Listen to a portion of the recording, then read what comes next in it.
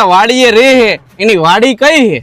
હા ઓલા હપ્તા ચડી ગયા ને હપ્તા લેવા વાળા લાગે, આ બેને બીજે ક્યાંક મોકલી દઉં.